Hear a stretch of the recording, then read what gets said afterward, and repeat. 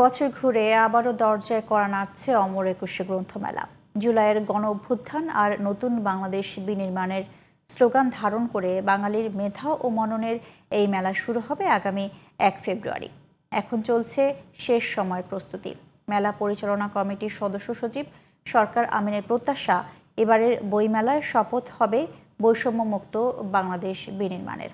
রফিক মাহমুদের রিপোর্ট, আর ক্যামেরা ছিলেন আব্দুল লতিফ। কাঠ আর তার কাঁটার মেলবন্ধনে একটু একটু করে অবয়ব নিচ্ছে স্টল। কদিন পরই যে এসব স্টলের তাকে শোভা পাবে বই, আর মেলা প্রাঙ্গণ প্রাণবন্ত হয়ে উঠবে কবি, সাহিত্যিক ও ক্রেতা দর্শনার্থীদের গল্প আড্ডায়। আর মাত্র 5 দিন, তারপরই অসংখ্য গল্পকথার সমাহারে শুরু হবে অমর একুশে গ্রন্থমেলা। স্টল প্যাভিলনে চলছে শেষ সময়ের সাজসজ্জা। ব্যস্ত সময় পার করছেন রং ও কাঠমিস্ত্রিরা। কাজ কাম ভালোই চলছে। 1 তারিখের ভিতর আশা করি আল্লাহর রহমত হয়ে যাবে। কাজ কাম ভালোই চলছে ইনশাল্লাহ, ধুমধারাক্কা, কাজ কামের কোনো সমস্যা নেই। রং কালকে শেষ করে দিব। আগামীকালকে রঙের কাজ হবে। আগামী পরশুদিন আমরা লাইটগুলো ফিটিং করে দিতে পারলে আগামী পরশুদিন ইনশাল্লাহ কমপ্লিট হয়ে যাবে।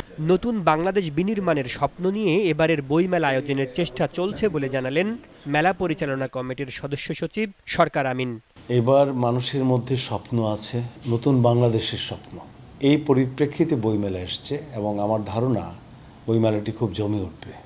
কারণ মানুষ চায় যে মুক্ত মন নিয়ে সে ঘুরে বেড়াবে, বই খুঁজবে এবং তার পছন্দের বইটি খুঁজে পাবে। সেই সুযোগটি কিন্তু এসছে বইমেলায়। এবারের বইমেলায় প্রতিপাদ্য হচ্ছে জুলাইয়ের গণ অভ্যুত্থান, নতুন বাংলাদেশ বিনির্মাণ।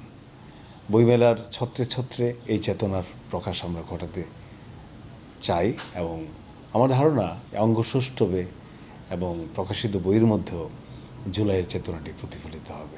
লেখক পাঠকদের প্রত্যাশা, সব বিতর্ক পাশ কাটিয়ে বইমেলা হয়ে উঠুক সবার প্রাণের স্পন্দন।